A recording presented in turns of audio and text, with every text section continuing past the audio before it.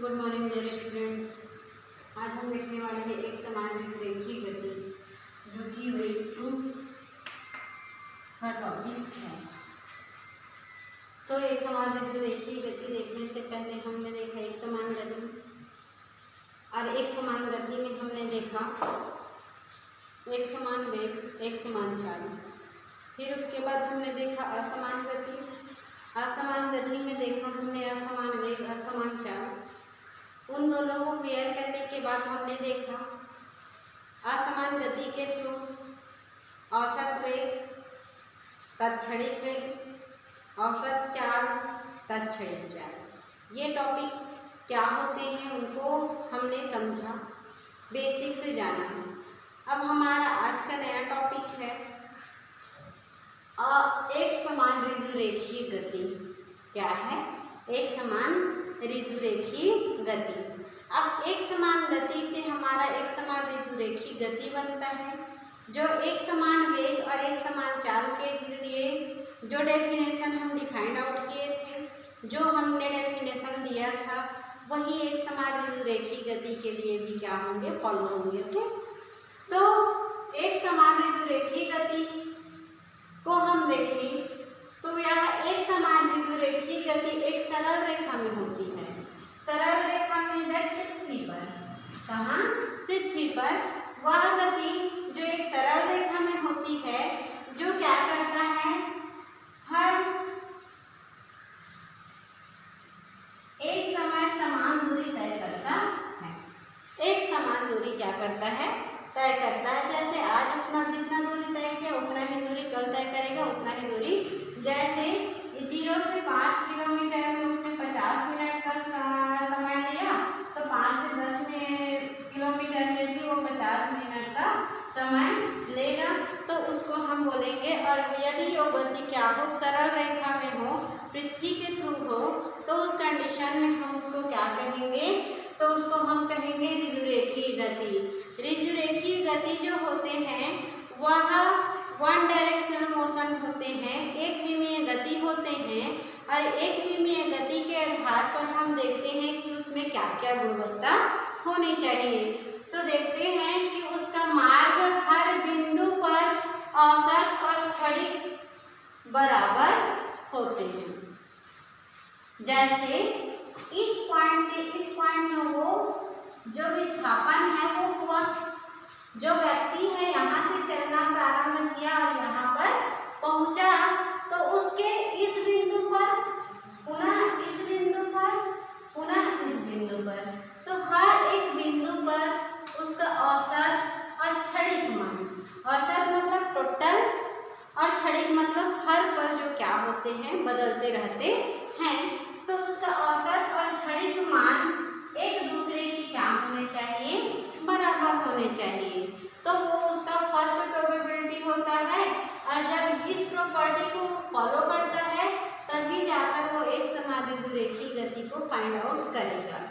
दूसरा उसका कंडीशन ये है, यदि दो बिंदु एक ही मार्ग में गति कर रहे हैं, दो बिंदु मतलब एक बिंदु ये हो गया, दूसरा बिंदु ये हो गया, दोनों एक ही मार्ग में गति कर रहे हैं, ये भी इस मार्ग में गति कर रहा है, ये भी इस मार्ग में गति कर रहा है। सपोज आप भी अपने घर से स्कूल आ रहे हो पढ़ने के लिए, और आपके घर से आपका भैया भी कहाँ आ रहा है, जयपुर आ रहा है, तो दोनों का गति जो है क्या हो गए, एक ही मार्ग पर हो गए। आप भी उसी रास्ते से आओगे स्कूल और आपके भैया भी उसी रास्ते से आएंगे जयपुर, तो उस कंडीशन में दोनों की गति जो है क्या हो गई, एक ही दिशा में हो गई। तो जब दो बिंदु का मार्ग एक ही होता है, तो दोनों मार्ग में गति कर रहे हैं, तो उसका परिमाण मतलब उसकी क्षमता और उसका विस्थापन, डिस्प्लेसमेंट, उसकी क्षमता और विस्थापन दोनों क्या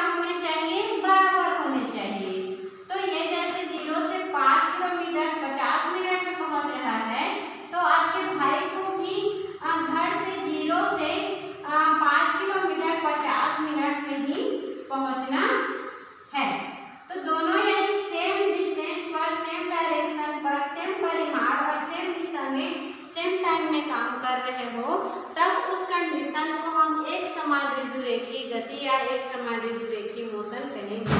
ओके, आगे और इसका क्या है और इसकी प्रॉपर्टी क्या हो सकती है, तो वो एक समान रेखीय गति कहलाएगा।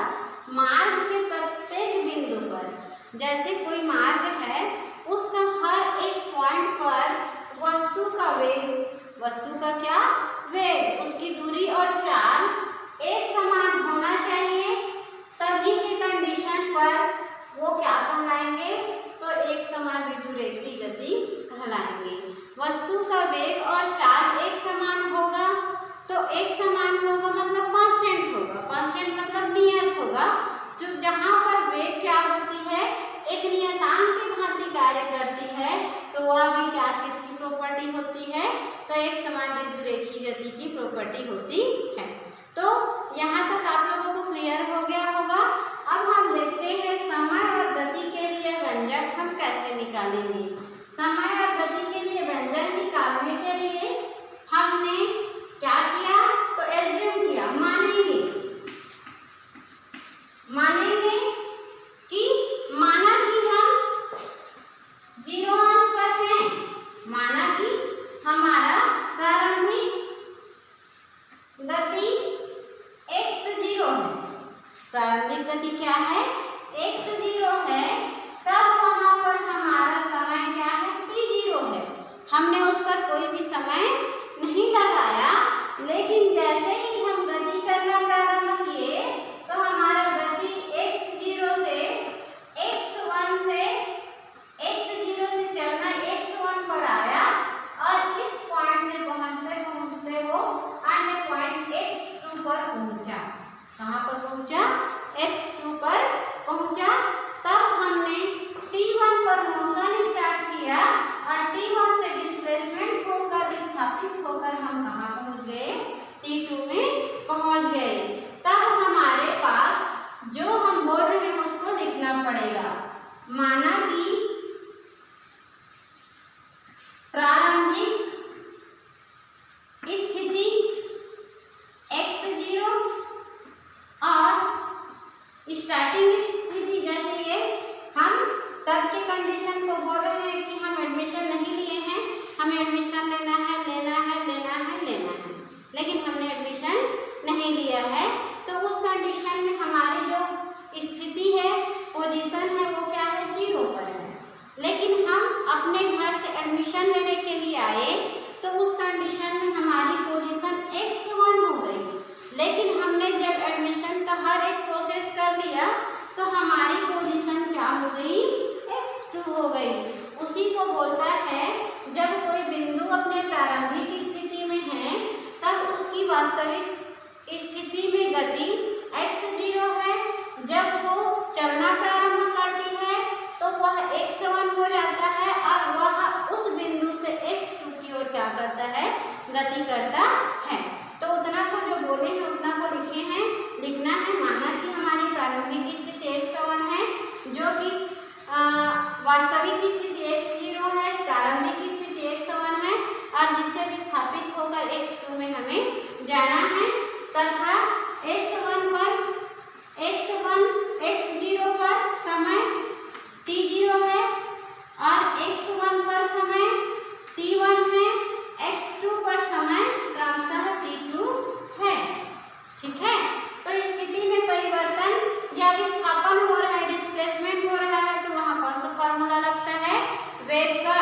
तो वेग बराबर हम जानते हैं विस्थापन बटा समय अंतराल होता है, तो हमने रखा विस्थापन बटा समय अंतराल।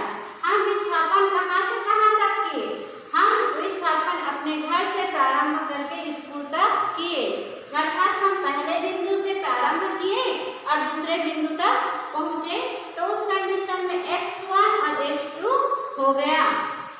फिर उसमें समय का अंतर क्या आया, जब हम अपने घर से चलना प्रारंभ किए तो हमारा समय t1 था, लेकिन हमने स्कूल पहुंच लिया तो वहां पर हमारा टाइम क्या हो गया, t2 हो गया।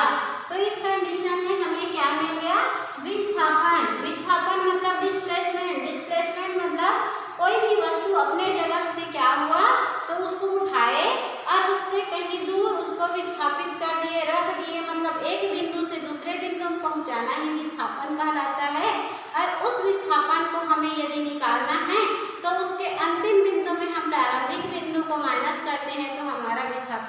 निकल जाता है तो हमारा अंतिम बिंदु x2 था और प्रारंभिक बिंदु x1 है, तो हम अंतिम बिंदु में यदि प्रारंभिक बिंदु को माइनस करते हैं तो हमारा विस्थापन आ जाएगा। तो विस्थापन की जगह हमें x2 माइनस x1 लिखना है और बटा करके समय अंतराल है, तो समय का अंतराल वही है कि अंतिम समय में हम प्रारंभिक समय को यदि माइनस करते हैं तो हमारे पास आ जाएगा समय अंतराल। देन हम क्या करते हैं, t2 में t1 को माइनस कर देते हैं। ओके, अगले टॉपिक में हम यदि देखें तो हम इसका क्या करेंगे, क्रॉस मल्टीप्लाई करेंगे। तो हमारा अगला कॉन्सेप्ट ये होगा कि हम इनका क्या करना है, क्रॉस मल्टीप्लाई करना है। तो इसका जब इस इक्वेशन का क्रॉस मल्टीप्लाई कर रहे हैं तो क्रॉस मल्टीप्लाई करने पर क्या आ जाएगा बताइए, क्रॉस मल्टीप्लाई करने पर क्या आएगा, तो हमारा आ जाएगा v का मल्टीप्लाई इससे हो जाएगा, तो ये हो जाएगा 1 का पूरा इससे किए तो ये आया x2 minus x1 equal to आ गया, इसका v का मल्टीप्लाई हो गया t2 माइनस t1 से। ठीक है, अब हम क्या करना है, तो हमें समय और गति के लिए एक व्यंजक निकालना है। तो ये हमारे पोजीशन को व्यक्त कर रहा है और वो उसके समय को व्यक्त कर रहा है, तो हम गति और समय के लिए रिलेशन निकालेंगे। तो हम क्या करेंगे, जो x1 है उसको राइट साइड ट्रांसफर कर देंगे, देन हमारे पास जो इक्वेशन आएगा वही क्या होगा, समय और गति के लिए व्यंजक होगा। तो x2 इक्वल टू आ जाएगा क्या, तो आ जाएगा x1 plus v into t2 minus t1। ठीक है, और यही हमारे लिए क्या है, समय और गति में व्यंजक को डेरिवेट करता है। यदि हम इस पोजीशन को नहीं लेते हैं, यदि हमारा समय जो है क्या है, कंटिन्यूसली हम उसमें समय को नहीं लगाते हैं, तो उस कंडीशन में इफ t1 और t2 कोई भी समय नहीं लग रहा है, हम किसी भी काम को करने के लिए एक बिंदु से दूसरे बिंदु तक जाने में टाइम नहीं लगा रहे हैं, मतलब इसको नगण्य मान रहे हैं, तब के कंडीशन पर हमारा x1 जो है x0 हो जाएगा और x2 हमारा x1 हो जाएगा। क्लियर हुआ? तो इस प्रकार से हम देखें तो हमारा दूसरा रिलेशन क्या मिलता है, यदि वह उस काम को चालू नहीं किया है, जैसे हम सोच रहे हैं हमें एडमिशन लेने जाना है लेकिन हम बस सोच रहे हैं उसको नहीं कर रहे हैं, तब के कंडीशन में समय और गति में जो इक्वेशन मिलेगा वो क्या मिलेगा, तो ये x2 तो x हो गया है और x1 जो है x0 हो गया है और यहाँ प्लस है तो प्लस हो गया है, v है तो v हो गया। अब ये क्या है, तो t2 माइनस t1 क्या हो गया, 0 हो गया। तो x जो है x0 के बराबर प्राप्त हो जाती है। तो इस प्रकार हमने दोनों प्रकार से अपना व्यंजक देखा, गति और समय में ग्राफ देखा, व्यंजक देखा। उन व्यंजकों के आधार पर हमने देखा कि यदि दोनों का प्रारंभिक स्थिति जब वो सोच रहा है और चालू भी नहीं किया है तो उसका स्थिति क्या रहेगा, नगण्य रहेगा, जो कि क्या होंगे, तो 0 के बराबर माने जा सकते हैं, प्रारंभिक पोजीशन के बराबर माने जा सकते हैं।